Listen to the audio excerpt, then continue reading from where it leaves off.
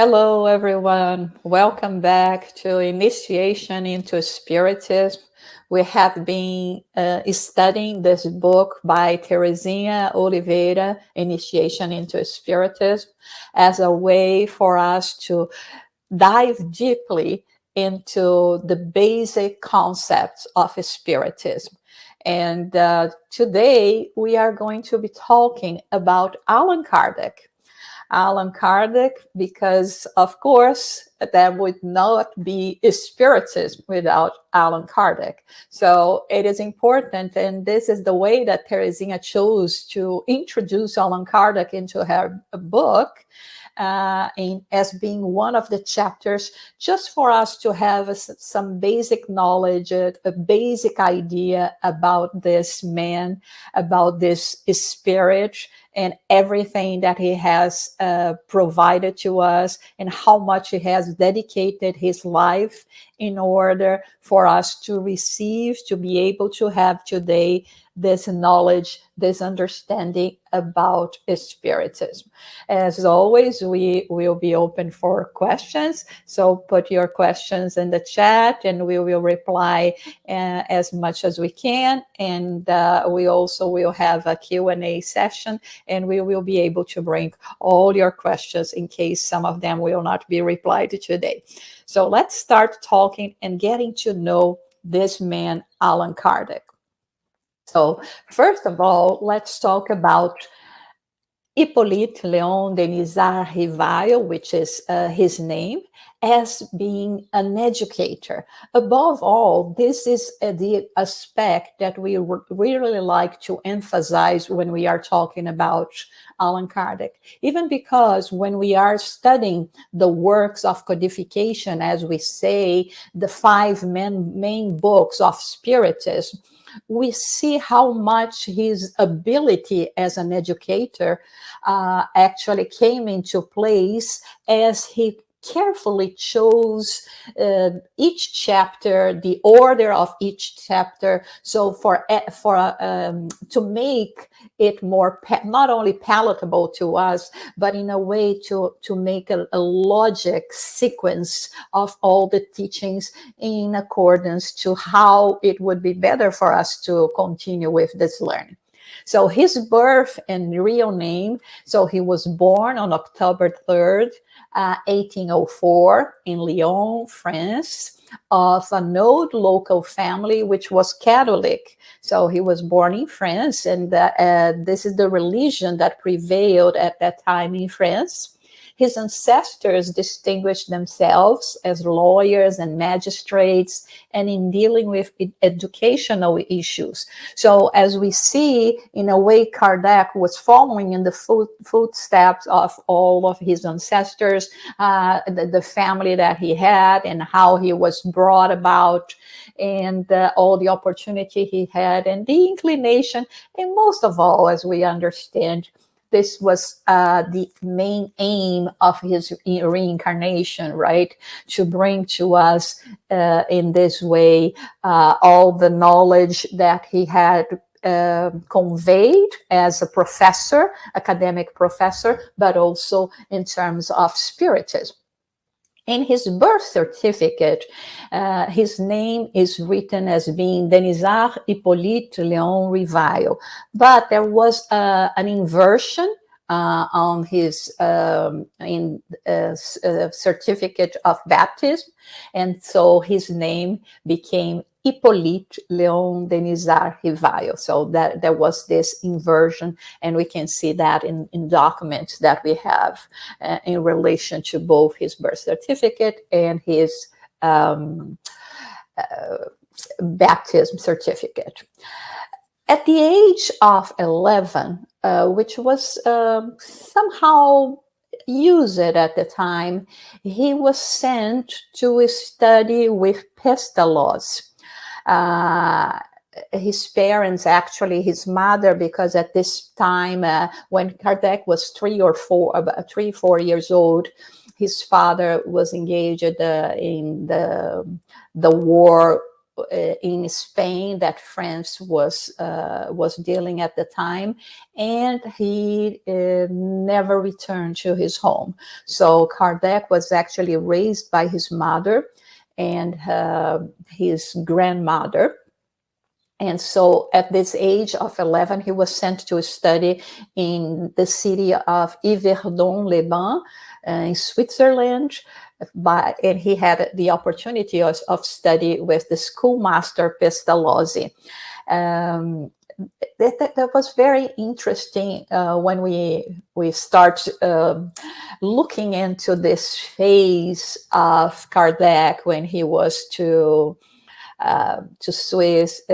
when he went to Switzerland, because first of all, it was not out of his own volition that he decided to go, but we have to understand everything that happened or were happening in France at that time that led his mom to take this decision to send him to study in Switzerland. Also, during the time he was there studying with Pestalozzi, Johannes Pestalozzi, he already started showing a great inclination for teaching and the way that he could really learn everything. He was even promoted before he was 15 years old to become one of the assistant teachers. And it is not a surprise when we know that when he returned to France, he decided to establish himself as a young teacher in Paris as well. So what is the reason that he went to study in Switzerland, in this school, particular school, Yverdon-les-Bains, at Pestalozzi school? At that time, every family that could afford that would send their children to study abroad to escape the oppressive influence of Catholicism that was happening. And during this time, Napoleon's empire, they had what they called in 1815, exactly the year that Kardec turned 11 and was sent to study in Switzerland. They had what was called Sacred Alliance, not only France but other countries as well, and in term that was dictated by the church. And then in this alliance, one of the things that they had was the school reform, and there were several prohibit subjects for teachers to apply in their school, like, for instance, modern language, philosophy, history, moral and political sciences, anything that could develop the spirit of criticism at that time was forbidden. So in order to have a proper education, and in this case, people that could afford that would send their children to another country, in this case, a Protestant country, actually, Switzerland, where they, in this case of Kardec in particular, he could study all those subjects. So let's talk a little bit about Kardec, the educator. So from 1824 to 1848, in addition to teaching, he also, and this time we will not refer to him as Kardec, we will still refer to him as Professor Revue. He wrote important textbooks, arithmetic, French grammar, papers on public education. One of them received an award from the Royal Academy of Sciences of Arras in 1831. And it's interesting because some of the method that Professor Revue has developed at the time is still used today in modern France. So in 1825, he founded and directed an elementary school, which operated until 1834, when he had to close due to financial debts incurred by an uncle. Unfortunately, his uncle was a business partner, and he didn't conduct the business well, and brought consequences that they had to close the school, and as a result Kardec had to work as an accountant, but during the night he remained as an educator. So he was always, you know, involved in working on these textbooks, like we said, in translating literary or research books mainly from German and English, but he also spoke Dutch, Greek, and Latin, among other languages. He was always preparing courses to be taught in schools, organizing or giving free courses to students that could not pay. So Kardec never stopped working in education. And one of the beautiful things that we see is that he gave his time freely as well to help those that could not afford to receive a proper education. He married in February 1832 to Amélie Boudet. Amélie Boudet was really the companion, the best partner that he could have. To talk about her is something that moved me a lot, because she was the perfect companion for Kardec.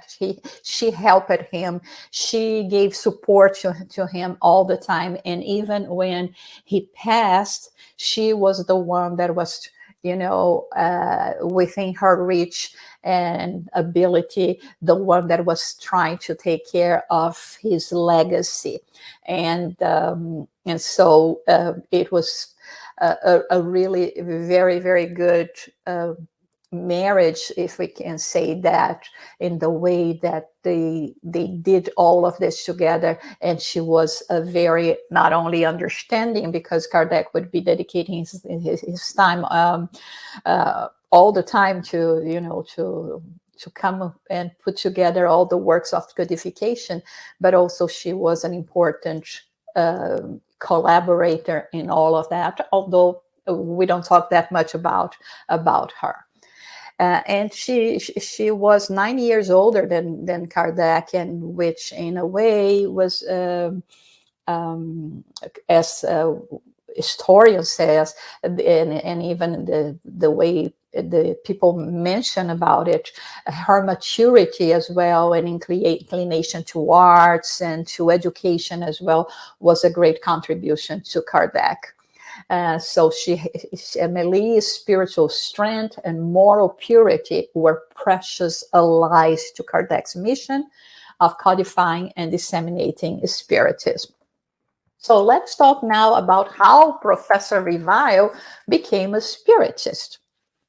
So that was the time of the turning tables. We have heard about the Fox sisters, all the phenomena that has started taking place here in the US in March 31st, 1848, and how the little girls started to become a sensation in the country, and everything that brought about this possibility of communication through the tables and all sorts of communication. And of course, this phenomena traveled to Europe, and it was introduced in Europe by the Dauphine de Girardin, and through her as well, Victor Hugo, the famous writer, also became in contact with the turning tables. I started attending seances of turning tables, and Kardec was also invited to participate in one of the seances. So the turning tables is a gathering around a 3-foot table, people asking questions that at the time they thought the table was replying, but then with Kardec we could understand that in fact were spirits that were replying with raps. So it became very fashionable in Europe around the 1850s and reached all the salons in Paris. So at this point, Professor Revue was told for the first time in 1854 about the turning tables. It was his friend Fortier that was telling him. It's amazing because, you sit around the table and you ask a question and the table is going to reply, to which Kardec replied, I will only believe it when it's proven to me that a table has a brain with which to think, nerves with which to feel, and the ability to reach a state of somnambulism. So, as a man of general culture, Professor Revue had already taken an interest in the studies of magnetism, but it was only after 1855 that his first contact with phenomena, of turning tables. So he resisted. He thought that made no sense.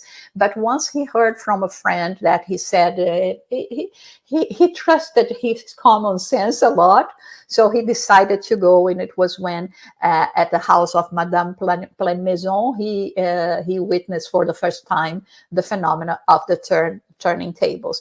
And so he started studying the phenomena. So upon finding the phenomena to be true and to have an intelligent cause, he understood that they were the souls of human beings who had once lived on earth.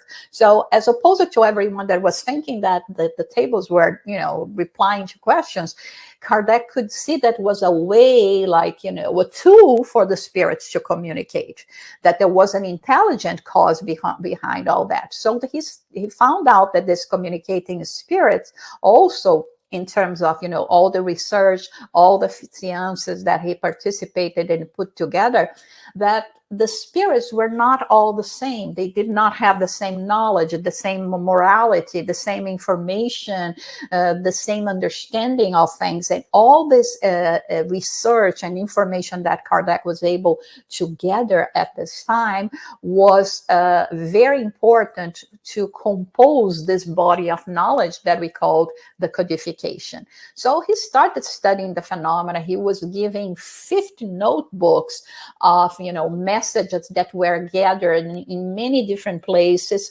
and he started select them, preparing the questions to be asked in the following seances, all of that, and comparing, giving to different places, to different mediums. And he was able to observe, all this mediumistic phenomena. And he reviewed all of them, and he started, with the help of Amélie, of course, to put everything together. And in this way, we have what is called the body of knowledge that we call the codification, the 5 books of the codification. Here he says that at the beginning he worked with more than 10 mediums, especially Mrs. Baudin and her 2 younger daughters, Caroline and Julie, and also with Miss Jaffé, as we know. So let's talk about now Kardec, the codifier, according to how Teresinha lists in her book, and this chapter in particular. So let's start understanding first what is the origin of this name, Allan Kardec? Because as we said before, up to this time, we would refer to him as Professor Revue, Hippolyte Léon Denisard Revue. But now, when he started dedicating himself to Spiritism, or better, to the study of this phenomena, there was still not the name Spiritism. He started working and organizing all this, the publication of the first book, the Spirit's book, and he decided to use this pen name, Allan Kardec, that was revealed to him in one of the seances by a spirit as being one name that he had in a previous incarnation during the Gallic times, when he was a druid, a priest of an ancient Gaul, and a former region of France. So as a druid at that time, he was known as Allan Kardec. So he decided to use this name, this pen name, to distinguish himself from, the published works that he had that came with his professional knowledge, with the name now that he was going to dedicate to this new set of knowledge, new set of values that we call Spiritism. So this is how the Spiritist Pentateuch is started, the series of 5 books. Of course, Kardec, there is at least 32 works that we know of Kardec, but we talk mainly about this 5 book, the Spirit's book, that was released in April 1857, which is the date that officially marks the start of Spiritism as well. Then the Medium's book, the Gospel According to Spiritism, Heaven and Hell, and Genesis. What is interesting is that when he was about to publish the Spirit's book, and here is interesting for us to make a remark, because he didn't want to, he wanted to be clear and to show that the book was not a result of one man. It was not a book written by one man. This was a book that came about with the contributions and dictations by the spirits through several mediums. Kardec sending the same question to different mediums, gathering all the answers to see if they were consistent. The process of convergence, as they say it in French, to see if everything was coming together. But no one wanted to invest in the publication of this book, so he had to use his own resources in order to do that. And in the first edition, he was only capable of publishing 1,200 copies, but 1,200 copies at that time was a lot of copies. And the thing is, it was sold out in a couple of months, and the success of the publication was immediate and unexpected, and became a bestseller in its category. And also it was reprinted 15 times while Kardec was alive. And at this point, we were talking about, 1857 to 1869 when Kardec died. And so in 12 years, it was reprinted 15 times. Also, we have by Kardec the selection of or the what we call the Spiritist Revue, La Revue Spirite, which is the oldest Spiritist publication in the world in terms of being like what he called a psychological journal. And it was published during Kardec's times from 58 to 79, and then it continued later on. It had some intervals due to wars, etc.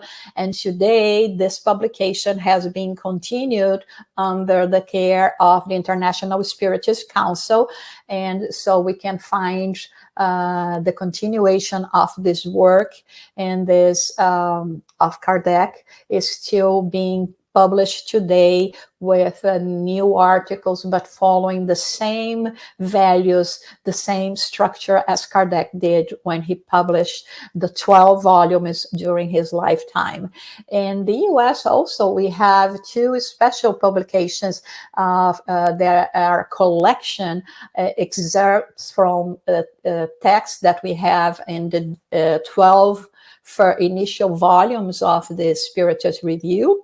One of them that talks about all the phenomena that Kardec has included in the Spiritist Revue related to the phenomena that were happening in the US. It's going to be 2 volumes. We have the first volume printed already, and another one that we recently, the United States Spiritist Federation, recently released as well, Kardec's Selected Speeches, which is also when Kardec was visiting other Spiritist nucleus centers, he would address to them and give advice and instructions, and those instructions are so very used to, or are so good to us even today. So check this work, because it's really important for us to have all this instruction that Kardec has been giving, and it's possible to be applied to us until today. So he founded also the Parisian Society of Spiritist Studies on April 1st, 1858. Remember that we are talking a year later of the publication of the Spirit's book, and it became, a model for other organizations when it comes to the study and practice of mediumship as well. For us to understand that when we talk about mediumship, we are not talking about trivial things, but we are talking about a serious interchange with spirits in order to gather knowledge, understanding, and most of all, to try to put them in practice in our daily lives in order to improve ourselves and to improve the quality of our lives. And we are talking about, our moral selves, our emotional selves, in way of, behaving and dealing with everything that we have to deal when we are here on earth, and have to deal with the adversities of life as well. So Kardec's disincarnation, so from the first contact with the spirits in 1855, Kardec spent 14 years organizing Spiritism, which he would finish on March 31st, 1869, the day he passed away due to an aneurysm. And the interesting thing about that is that he passed away really working. He was giving to be published the issue of the Spiritist Revue of April 1869. So the man that came to his house to pick up the copy to make the publication with Kardec, Kardec gave it to him, and immediately he had this aneurysm, and a couple hours later he died doing this kind of work. And sometimes we forget that Kardec, during this work that he did on behalf of Spiritism, he only stayed with us for 14 years.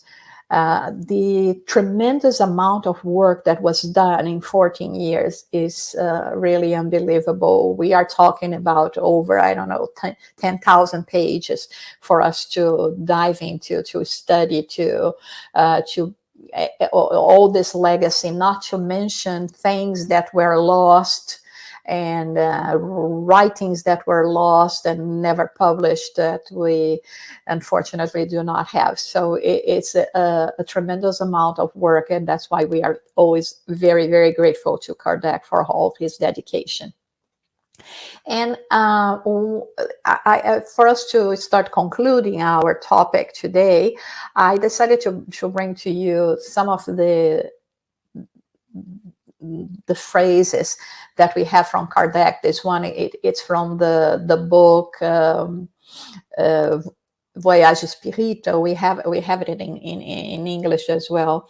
The Spiritist Journey, published by the United States Spiritist Federation, where he says, Spiritism should never be identified to a particular religion, excluding the others. Spiritism is a neutral terrain under which every religious opinion may gather and walk together. This is so important, because even when referring about Spiritism as being a religion, even if we want to refer that as being a religion, we in this case, Kardec was adamant in saying that it was never his idea to exclude the others, that Spiritism should always be in a neutral terrain, that every religious opinion may be together, may walk together. And so this is a very important thing that Kardec was actually addressing. And remember that we were talking at the time that Kardec was in France, there was a lot of oppression in terms of, because of the church, even all these things that led Kardec to be sent to study in Switzerland. And so he made it the point, it's nothing to replace other. It's not here to replace a religion. It's here to walk together, to complement one another, and and above all, for all the spiritists around the world to understand that we have to respect each belief. And as we want ours as well to be respected, but in this case, be true to this idea of Kardec about respecting and doing everything in our power to walk together with each one of them. And another thing that I like very much also from the book, The Spiritist Journey, Voyage Spirit, the most important thing in Spiritism is not mediumistic phenomena, but its principles and its moral consequences. Many times people will say, oh, but everything started with the phenomena. Yeah, it started with the phenomena. It was important at that time to call the attention. The spirits were calling the attention, saying, listen, we are here. There is no death. Life goes on. We continue being, as always, bringing our characteristics with us, our way of feeling, and is still in a process of growing and learning and growing and going through experiences. And of course, this was possible through the interchange that we call mediumship, that is actually a word coined by Kardec. Mediums, mediumship, everything that is related to mediums. It's a word coined by Kardec for the Spiritist Pentateuch, the codification, as we say as well. But here he says, we use this as a way to reach a goal. And what is the goal? To improve our mediumship, to have, all the time calls, so to say, or soul calls with the spirits. No, to learn from their experience, to learn from their successes, to learn from their mistakes, so that we can make our lives better here, and of course in the afterlife as well. So the most important thing is to know that life goes on, is to know that we are going to return as reincarnated spirits, and to try to understand the purpose of life that is going to help us in this way. I would like to emphasize here, for those who have not watched it, that we already had a study that is part of this book, Initiation into Spiritism, that we are developing here in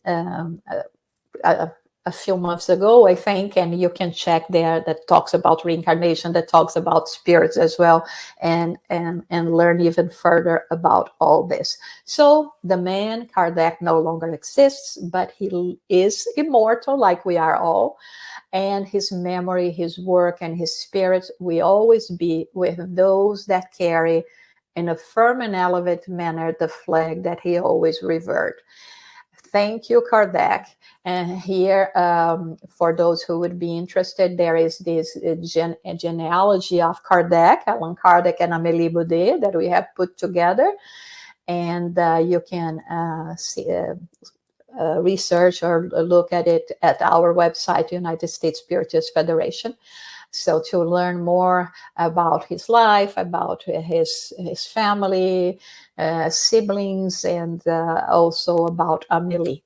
So with that, I thank you very much for your attention, but let's see now if we have some questions that we still have time to address at this point. Okay. Was Kardec a medium? Very interesting question.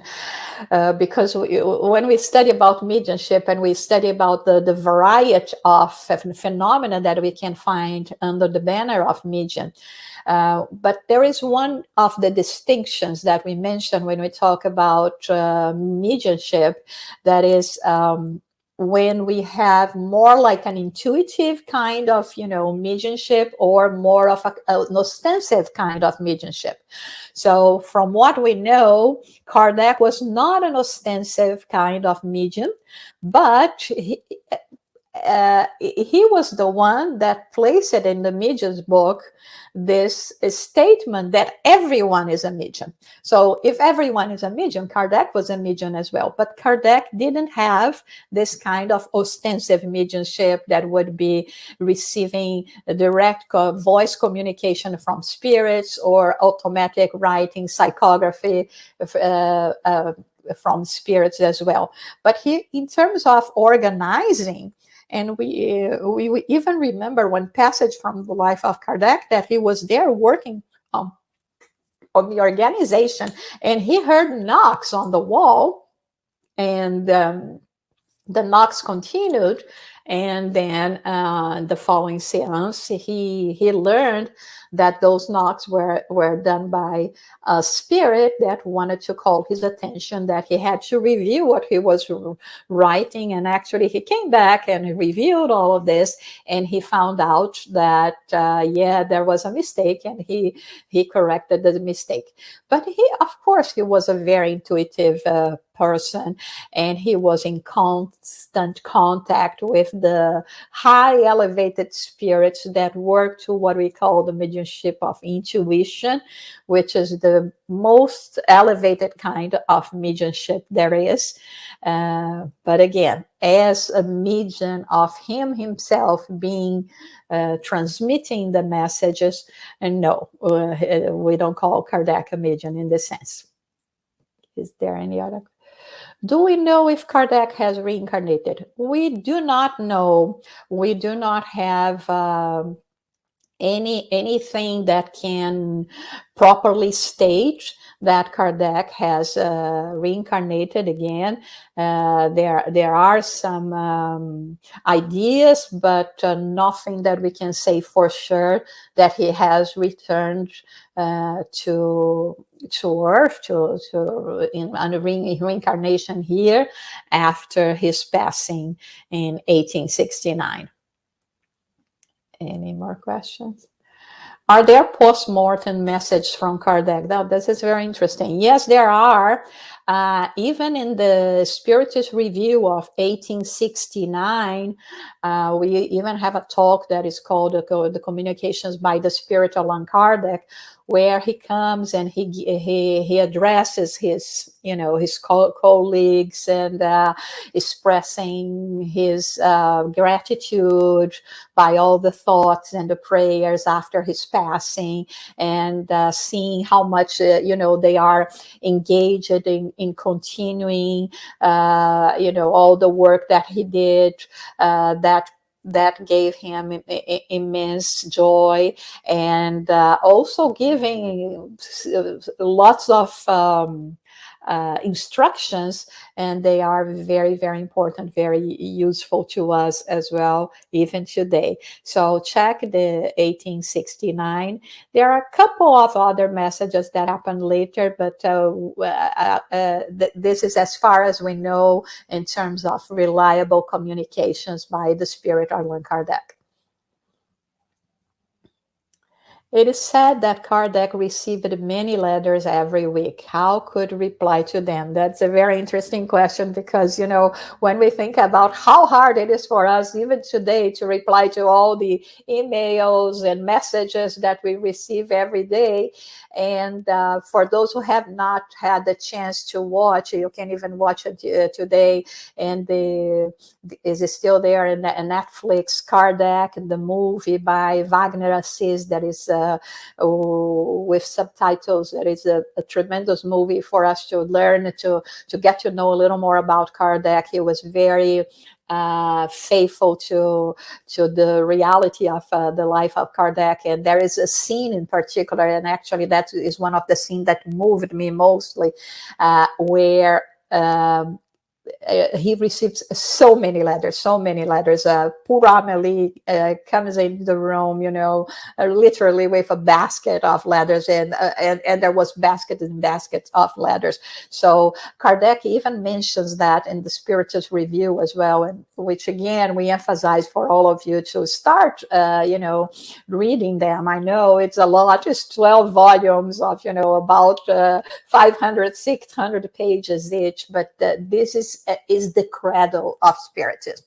So for us to understand all the mentality, everything that was happening in this communication, so quite often Kardec would use those letters to publish in the Spiritist Revue with the question and the answer as well. And many times he would say, even in this publication, he would ask forgiveness to, excuse for his the people that were writing to him due to the amount of letters that he could not reply individually, but he was always going to reply through the Spiritist Revue as well, in general, with the basic concepts.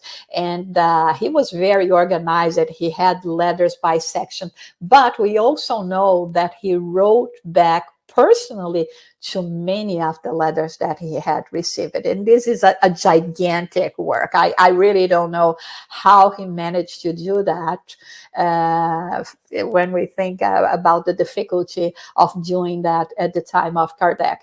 But yes, and many of them we will find in the Spiritist Revue, where he will refer to the author, will give the answers, and or sometimes, combining the questions that are similar from several people and put the concept in the Spiritist Revue. So that's why when we say about the work of Kardec, it's so amazing when we think about his dedication and everything that he has given to bring about this knowledge, this understanding to us. In Spiritism, we do not worship people, but we have to value the work and recognize the work and the dedication of so many that have been, some of them that we know by name, some that we do not know by name, but the value of the work, the dedication, and above all, to use them as our examples.